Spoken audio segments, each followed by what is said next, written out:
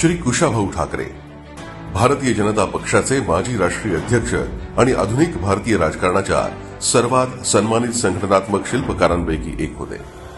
राष्ट्रीय स्वयंसेवक संघाच्या मूल्यांशी एकनिष्ठ असणाऱ्या ठाकरेजींचं राजकीय जीवन हे शिस्त, समर्पण आणि राष्ट्रनिर्मितीतील योगदानाचं एक उत्तम उदाहरण होतं. त्यांची यात्रा 1950च्या दशकात भारतीय जनसंघासोबत सुरू झाली. मध्य प्रदेशच्या संघटन सचिवापासून ते अखिल भारतीय सचिव पदापर्यंत त्यांचं कार्यक्षेत्र गुजरात, ओडिशा आणि मध्य प्रदेश अशा अनेक राज्यांमध्ये विस्तारलेलं होतं. त्यांनी या सर्व क्षेत्रांमध्ये पक्षाचा पाया रचला, जो आजही मजबूत आहे. भारतीय राजकारणाच्या आव्हानात्मक कालखंडातही कुशाभाऊ ठाकरे लोकशाही मूल्य आणि जनसेवेच्या त्यांच्या संकल्पापासून ढळले नाहीत.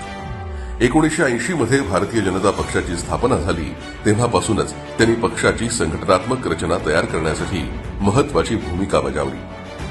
दीर्घकाळ राष्ट्रीय महासचिव आणि उपाध्यक्ष म्हणून त्यांनी विविध प्रदेशांमध्ये कार्य उभं केलं, कार्यकर्ता तयार केले आणि पक्षाला अंतर्गत शिस्त लावली. 1998 साली श्री लालकृष्ण अडवाणीजींनंतर त्यांनी भाजपचे राष्ट्रीय अध्यक्ष म्हणून पदभार स्वीकारला.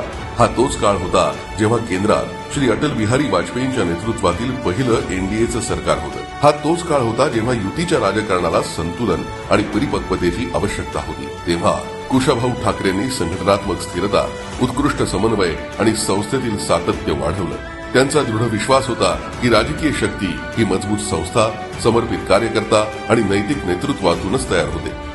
त्यांची कार्यशैली सौम्य, सर्वसमावेशक आणि सिद्धांतावर आधारित होती. 2003 साली श्री कुशाभाऊंचं निधन झालं, पण ते त्यांच्या पश्चात सेवा, साधेपणा आणि संघटनात्मक उत्कृष्टतेचा एक अमीट वारसा सोडून गेले. भारतीय जनता पक्षात त्यांना एक निष्काम कर्मयोगी म्हणून ओळखलं जातं. एक असा नेता ज्याने शांतपणे पक्ष घडवला आणि भारतीय लोकशाहीचा पाय अभेद्य केला.